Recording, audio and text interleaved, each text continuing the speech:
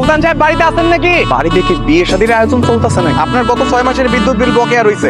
এই বকেয়া বিলের জন্য আর কতদিন আপনার বাড়ির উড়ানে আমরা আওলাবো কম তো? বিদ্যুৎ তো ঠিকই খরচ করতেছ, বিল দেওয়ার সময় তো কষ্ট কিসে? আপনি তো বিরাট খারাপ মানুষ।